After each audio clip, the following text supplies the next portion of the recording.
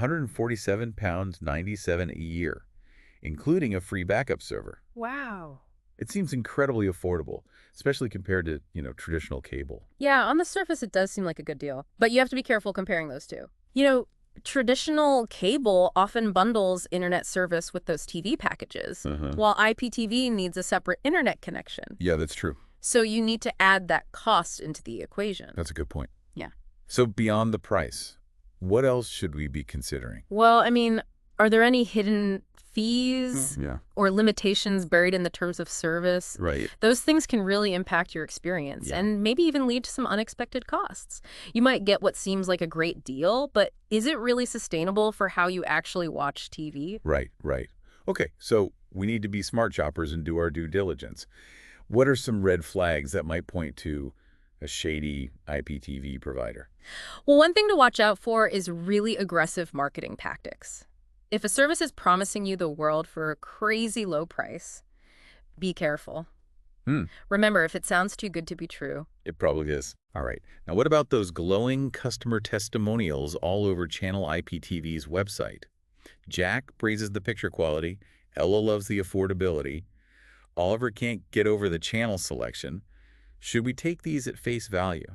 Well, testimonials can be a powerful marketing tool, but they're carefully chosen to paint the most positive picture. Right. So while some might be genuine, it's important to get information from less biased sources. Okay, so where can we find more reliable feedback? Independent review sites and online forums are good places to start. Look for patterns in the reviews, both the good and the bad, and pay attention to comments about streaming quality, buffering issues, customer support, and overall reliability. Makes sense. A few great reviews don't tell the whole story. Right. Okay, this brings us to something interesting one of our sources mentioned. They recommend using a VPN with Channel-IPTV. A VPN. Yeah, a VPN. Now, most people connect VPNs with online privacy and security, right? Right. So why would someone recommend it specifically for IPTV? That is interesting. It brings up some other issues. Remember all that stuff about the legal gray areas around IPTV? Well, a VPN could make it harder for authorities to track what you're streaming because it masks your IP address. So maybe the VPN recommendation isn't about privacy, but about getting around legal issues. It's possible. Some of the content Channel-IPTV offers might not be fully licensed or authorized in some regions. Right. The fact that they even mention a VPN is kind of a red flag. It is. It makes you wonder what they might be hiding. Exactly. If a provider suggests or even requires a VPN, proceed with caution. Okay, so it seems there's more to IPTV than meets the eye. Yeah. It's not just about price and the number of channels. Right. It's about understanding the tech, the legal stuff, and the potential risks. Exactly. An informed consumer makes better choices, and that's what we're here to help you do. I like that. Okay, so to recap, we've uncovered that Channel-IPTV's claims need further investigation, the legality of IPTV can be complicated, and the VPN recommendation raises some red flags, but we're just getting started. Oh, yeah. In the next part of our deep dive, we'll really dig into the technical side of IPTV. Sounds good. Talk about the different types of providers and their business models. Okay. And we'll explore the pros and cons of this technology that's changing so rapidly. All right, can't wait. So we've talked about choosing an IPTV provider carefully, but let's switch gears a bit and talk about the technology itself. I have to admit, I'm not exactly clear on how IPTV actually works. Is it just streaming video like Netflix or YouTube? Well, that's a common thought, but while IPTV and platforms like Netflix both use the internet to deliver video, there are some key differences in how they work. Like, think of those platforms as broadcasting to a large audience. Okay. Kind of like a radio station sending out a signal. Okay, following Bill. IPTV is more like a targeted delivery service. So when you pick a channel or a VOD on your IPTV service, it creates a connection between you and the server that's hosting that specific content. So it's like a one-to-one connection rather than a one-to-many broadcast. Yeah, exactly. That means your stream is less likely to be affected by other users, which means smoother playback. Fewer buffering issues. Exactly. That makes sense. It also explains why IPTV providers talk about things like server redundancy and high-speed connections. Right. They need that to handle all those individual streams. Exactly. And that brings us to the infrastructure, which is another area where IPTV is different from traditional cable. Cable companies spend a lot of money to lay physical cables to get that content to their subscribers. Right, all those coaxial cables running through neighborhoods. Right. IPTV uses the internet infrastructure that already exists. So no need for those cable installations. Exactly. And this is a big part of what makes IPTV attractive to both providers and consumers. It's more flexible and scalable, right? Yeah, it can expand quickly and reach viewers in places where cable might not be available. Right. And this flexibility also applies to the devices you can use. You're not stuck with that cable box anymore. Exactly. This is the part that really appeals to me. Being able to watch on any device is great. My smart TV, tablet, even my phone. Yeah, that's the great thing about IPTV. As long as you have a decent internet connection and a compatible device, you can watch your shows wherever you are. Okay, so we've covered the basic technology and some of the advantages of IPTV, but let's go back to the providers.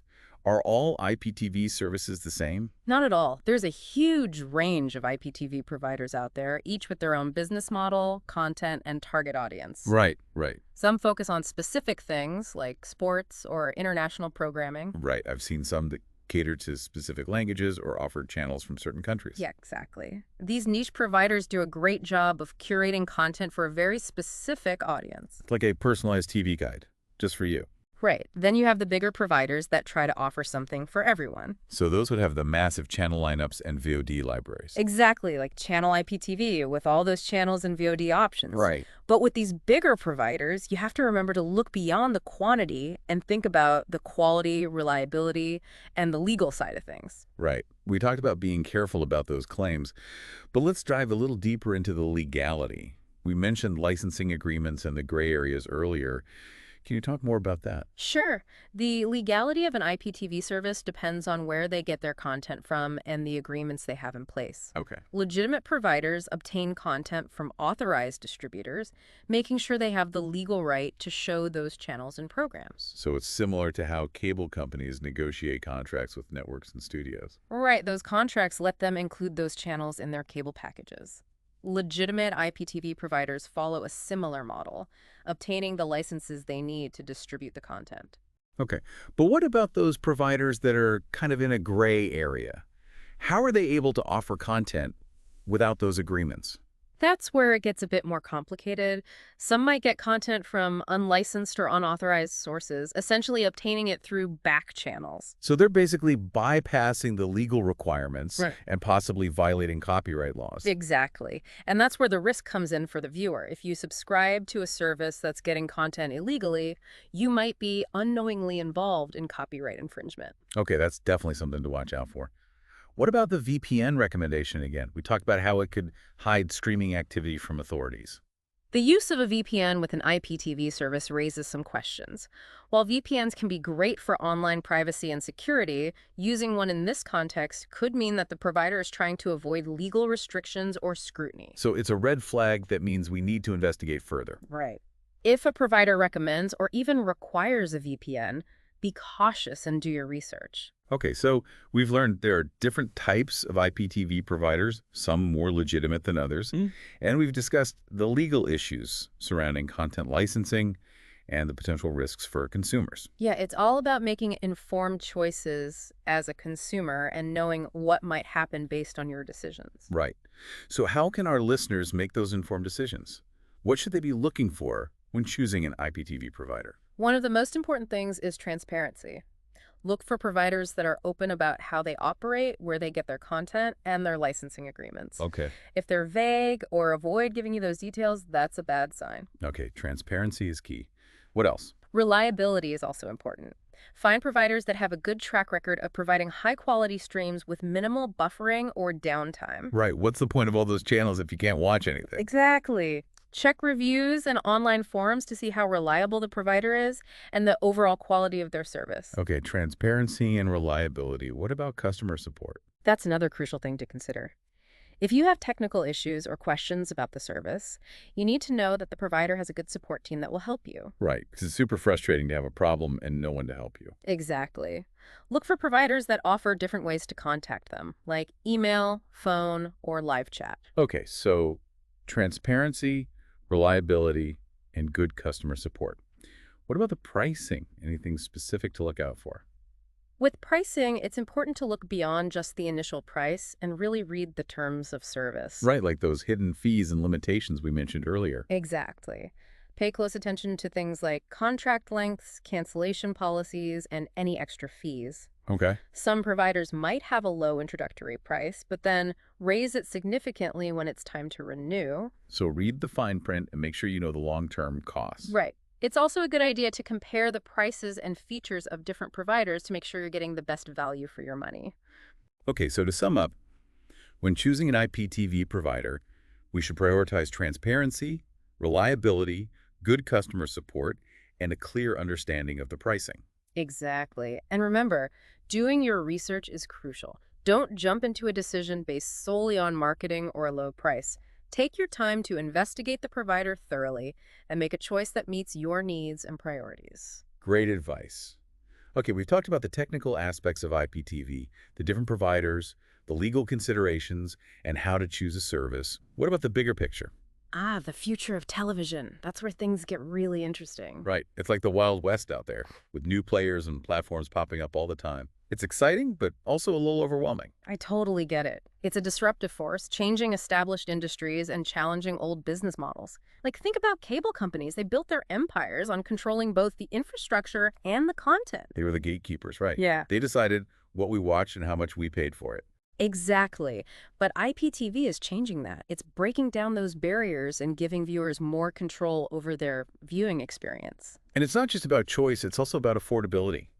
For many people, cable bills are just too expensive. Absolutely. IPTV can be a more affordable option, especially for those who are willing to ditch cable and choose what they want to watch. Okay, so IPTV is shaking things up, empowering consumers, and potentially disrupting industries. But let's talk about the downsides. What are some concerns about the widespread adoption of IPTV? One big concern, as we've discussed, is the legal landscape. The fact that there are so many unlicensed or unauthorized IPTV providers creates a lot of legal uncertainty, which poses risks for both providers and consumers. Yeah, we don't want to be supporting copyright infringement or getting caught up in legal issues. Right. And then there's the potential for, like, too much fragmentation. Fragmentation. Yeah, with so many providers out there all competing, it can be tough for people to find reliable, high-quality services. It's like too much choice can actually be a bad thing. Yeah, exactly. It's like that paradox of choice thing. Too many options can make it hard to decide and just lead to frustration. Right, right. Okay, and what about quality control? I mean, cable services have those strict broadcasting standards. Is it the same for IPTV? Well, it's different with IPTV providers. The quality, reliability, and customer support can vary a lot. So it's even more important to do your research and pick carefully. Absolutely. Read those reviews. And, with any new technology, there are always concerns about how it affects existing industries. Like jobs. Yeah. The rise of IPTV could lead to job losses in the cable and broadcasting world. That's true. We need to be mindful of those consequences. Yeah, for sure. But it's also worth mentioning that these kinds of shifts can create new opportunities, too. How so? Well, the growth of IPTV could lead to new businesses and industries popping up, which means innovation and jobs in other areas. Right, it's like one door closes, another one opens. Exactly. And when you look at it from the consumer's perspective, the benefits of IPTV are clear. More choice, affordability, flexibility. Those are big drivers for its popularity. They are. And as technology keeps getting better, we can probably expect even more innovation and better viewing experiences. Okay, so we've gone over the challenges and the opportunities. But what does all this mean for the average person at home who just wants to watch their favorite shows? The key takeaway here is to be an informed consumer. Right.